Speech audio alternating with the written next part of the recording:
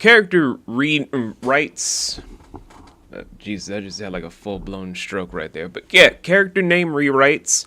Allusions to the Defenders saga, or Defenders series, depending on how you look at it. And a lot of things involving murder. Judas!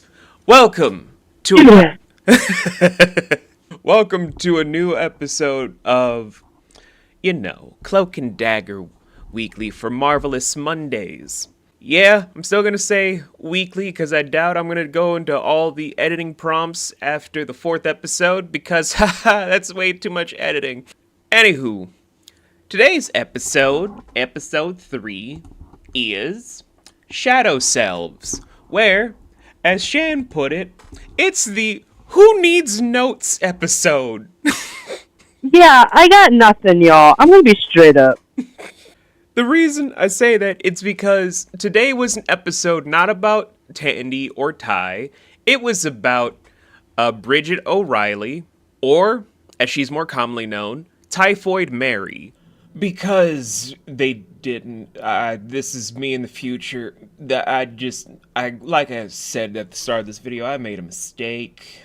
I take full responsibility about fudging up one of my favorite heroes of stuff, so, yeah. Anywho, Shadow Selves. The episode itself focused primarily around the split between Bridget and Mary after Connors shot her during the Night of Terror during Mardi Gras. Mardi Gras. So, I'm gonna forever call it that. Oh yeah. So the whole entire episode was going over the 242 days that transpired between what we saw during season 1's finale all the way to the 3rd episode of season 2. That whole stretch of time where Tyrone's mom didn't want to do an investigation into what really happened to Connors after he was swallowed up by Tyrone's Dark Force tendrils, not going into the stuff about how Father Delgado gave up his job because he was like, I failed Tyrone, so now I'm quitting my job so I can preach on the streets of Bourbon Street. All the things involving how Typhoid Mary punched a refrigerator, ripped it out of the wall, and then threw it out of her apartment. Well, Bridget's apartment, but it's still her apartment because they're two same people. The bullying. But for the record, yes. If the sounds from the fridge is really making you that mad, just unplug it, bitch. I mean, it's simpler that way. All of the things involving how Typhoid Mary discovered, I have super strength, and my nails are as sharp as daggers. What could this mean? I don't care. I want to kill people, because that's all I feel. And her eventual registering board, or murder board, involving how she wants to take down people for a topic that's never really addressed in the MCU proper underneath the name of Kevin Feige as executive producer: sex trafficking. This show covers a lot of things you don't see in the actual MCU. Racism, a lot of things involving drug and gun trafficking, and now sex trafficking, where it kind of has a mixture of minors and women of age for various different reasons that are also alluded to be of sexual assault from how the connotations involving a lack of hope can be regarded as. We don't get that from the MCU proper, but we get it in shows like this and the Defender series. Really think about that. Stuff that's supposed to be for adult fans of comics don't get stuff from the IP proper. They get it from stuff that's not under Kevin. Make that make sense. But I digress, because I already know a bunch of people are going to be like, but what about Thunderbolts and WandaVision? And about how Moon Knight covers stuff involving mental health?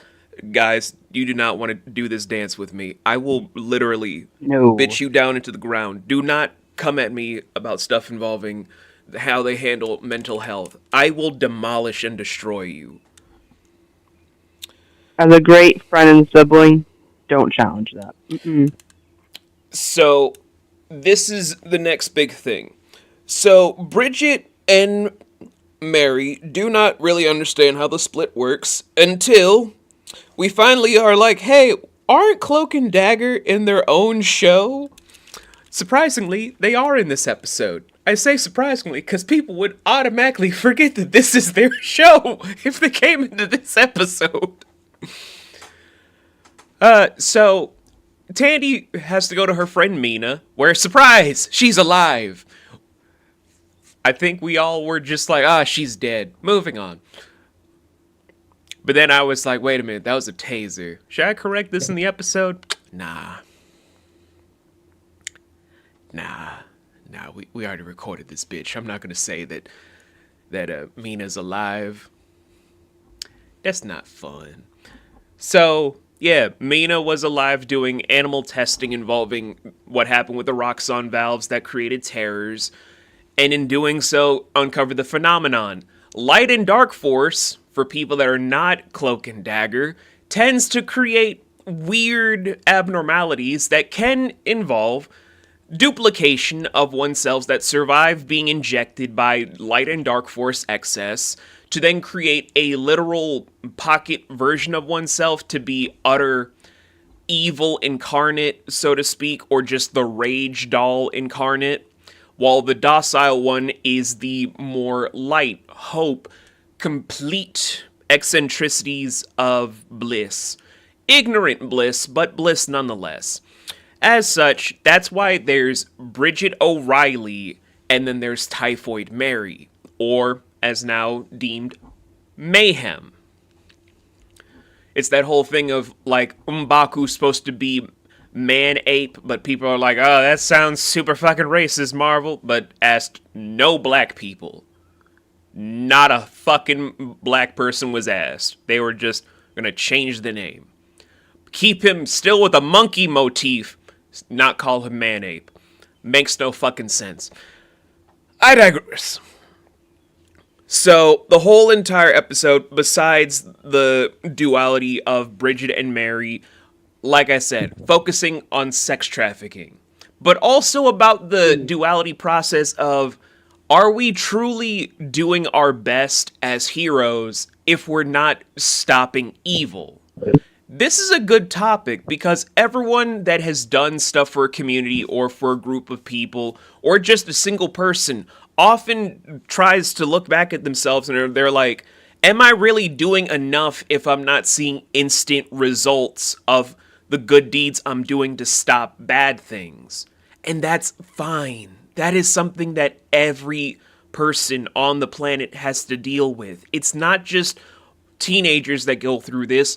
Us as adults, we often forget these life lessons and we constantly look for instant gratification for what we want to find in life. And that's fine. It's a part of life. It's a weird part of it, but it is life.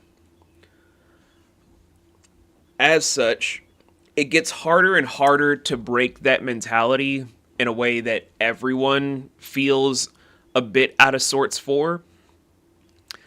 And then you're just sitting back watching the episode in the moment where you're like, I kind of hate Tandy because she's very annoying. But then you gotta be, is it annoying because she's written to be annoying? Or is she annoying because I can relate to this sentiment and it pisses me off that someone is echoing things that I can relate to?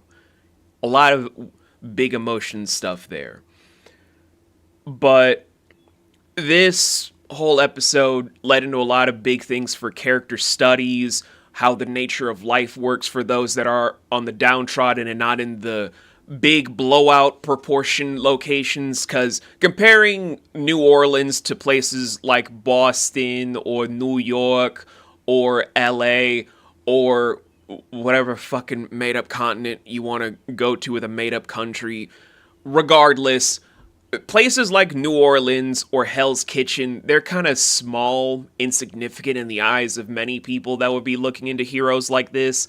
And the dangers feel more personal. They feel more fucked up because we know these dangers. We see these posters, see these notifications, see how it affects thousands of people.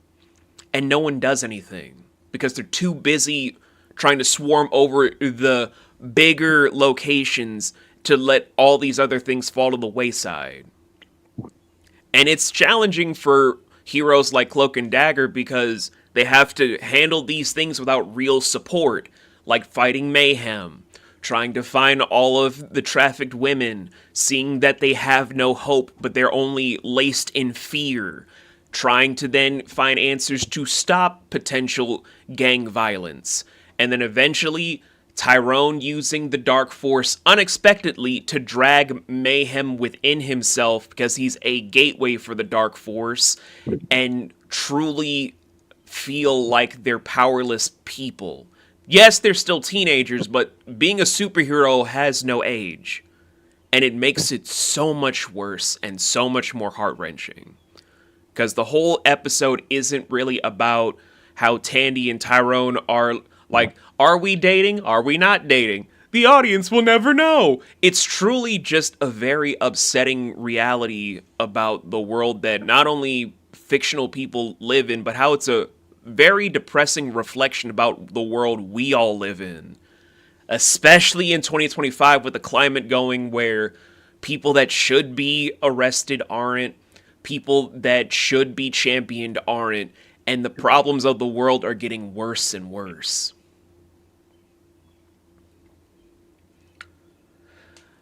But I've yapped enough. This is Shan's first time watching the show, so what are your thoughts about Season 2, Episode 3 of Shadow Selves? I thought this episode was really, played out. I was kind of getting over it for a while, but the whole going back and forth situation, because they do that a lot. But honestly, I feel like we got more of an introduction to who Mayhem really is, and, more things about her, which I can appreciate. So in the end, I really did enjoy this episode. I just kind of wish the back and forth they spread it out through other episodes. But again, it's my first time, and they might do that. They might not. I don't really know. So it'll be a learning curve for everyone. Yeah. But we have less and less time to really think about that because we gotta gear up for the next episode, which is Rabbit Hold. Not Rabbit Hole. Rabbit Hold. Why are we holding that rabbit though? I will never know. Good question, because there was a lot of mice left. Anywho's, we should get ready for that record down, but until then, you guys be good, make great choices, and make sure that you are strapped and packing in case the terrors pop up for Mardi Gras. Mardi Gras.